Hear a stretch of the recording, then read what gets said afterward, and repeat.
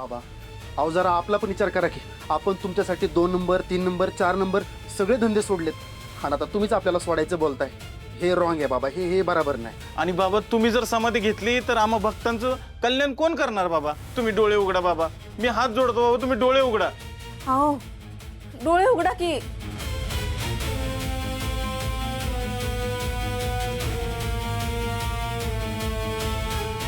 काय यांनी जर खरंच समाधी घेतली तर घरात पैसे येणं बंद होऊन जाईल. आधीच डोक्यावर लई कर्ज आहे, ते बी फेडायचंय. आता हो मग तेच आता काय करतो काय कळना झालंय. काय का बाई.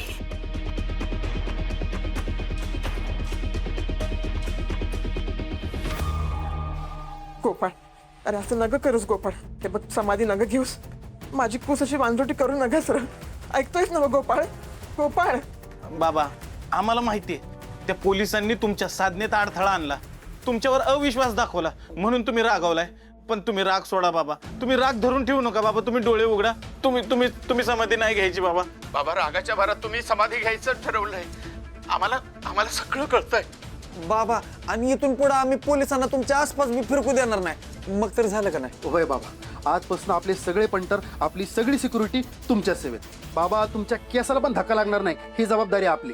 फक्त तुम्ही हे समाधी घेऊ नका. बाबा डोळे उघडा, राग सोडा. बोला काय? डोळे उघडा. बाबा बाबांनी डोळे उघडले. बोला देव माणसाचा, जय जयकार असो. देव माणसाचा.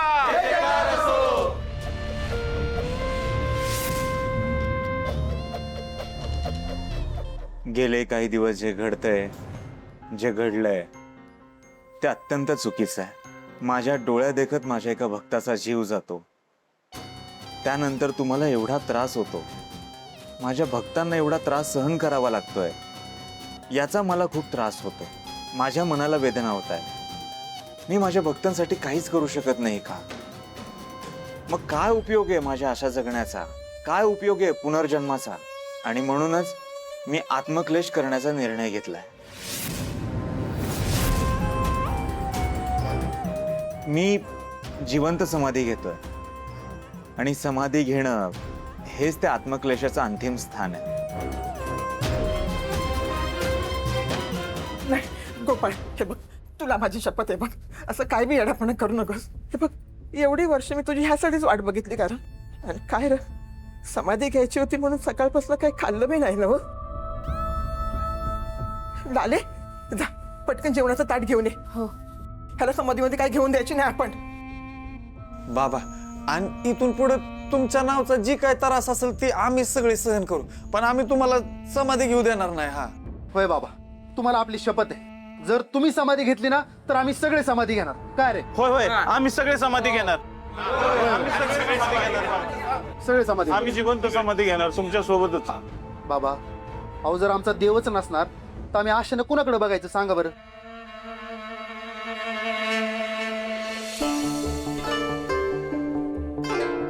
लाले अगं आणखी लवकर आणि ये बरोबर. हो मला समाधीचं काय माहित नाही. तुम्हाला जेवावंच लागल आणि आमच्या सगळ्यात राहावंच लागल. सकाळपासून काही खाल्लं नाहीये. बाबा 2 घास खाऊन घ्या की. अहो आमच्या समाधानासाठी खावा की.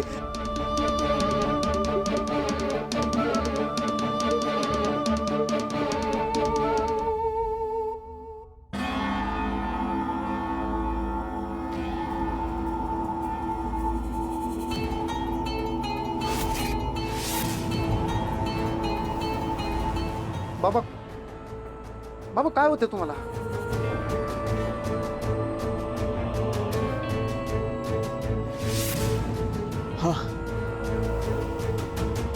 हा प्रभू.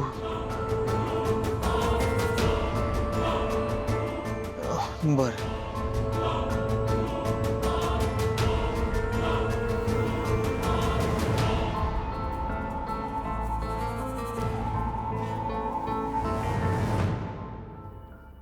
तुम्हा सगळ्यांची भक्ती जिंकली, प्रेम जिंकलं, विश्वास जिंकलाय. तुमचा आवाज परमेश्वरापर्यंत पोहोचलाय. परमेश्वराने मला आदेश दिलाय हा तू जिवंत समाधी घेण्याचा निर्णय जो घेतलाय तो मागे घे. परमेश्वरानं मला आदेश दिलाय की गोपाळ, तुझ्या हातून अजून बरीच सत्कर्म घडायची आहेत, चांगली कार्य घडायची आहेत, जनकल्याण करायचंय, लोकांची दुःख दूर करायची आहेत, अडचणी दूर करायच्या आहेत. आणि म्हणून ईश्वराच्या आज्ञेमुळे मी जिवंत समाधी घेण्याचा निर्णय मागे घेत आहे.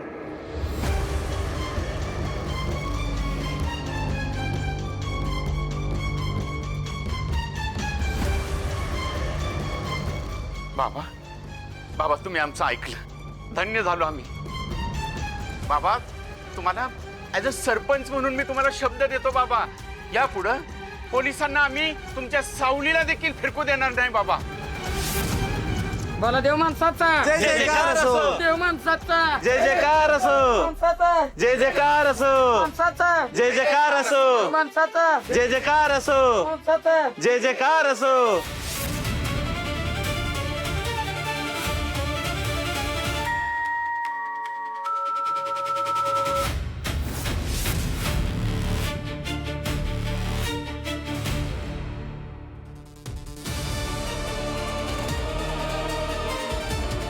हॅलो सुधाकर, इकडं वाड्यावर गडबड झाली.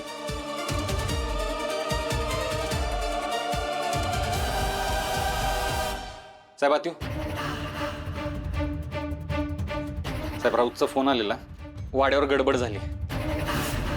साहेब त्या भामट्याने सगळ्यांना सांगितलं की तू जिवंत समाधी घेणार आहे, त्यामुळे लोक पिसळली, बॅरिकेड ढकलून आत गेलेत सगळे. त्याला मुद्दाम करतो, त्याला माहिती आहे माझे हात कायद्याने बांधलेत, मी कायदा पाळतो. साहेब साहेब खरं आहे तुमचं, पण आत्ता जर आपण तिथे गेलो ना तर होत्याचं नव्हतं बसायचं. लोक बोलतात की ती पोलिसांना त्याच्या जवळ येऊ देणार नाहीत. पोलीस फाटा पण कमी आहे साहेब. अरे अन्न बघताय सगळे, हे बाबाला तेवढंच पाहिजे. यांना सतत कोणतरी बाबा पाहिजे असतो, कोणतरी देव पाहिजे असतो. तो चमत्कार करतो, मग हे बोलतात, त्याच्या मागे मागे फिरतात आणि हे बाबा आपल्याला वेठीच धरतात. पोलिसांचं काम अवघड होतं मग. तरी आपल्याला साहेब, थांबून साहेब, जमलं. ऐका माझं, शांत डोक्याने विचार करूयात. आत्ता जर आपण तिथे गेलो ना तर विषय लय चिघळेल. रागाच्या भरात तुमच्याकडून जर काही झालं तर राप.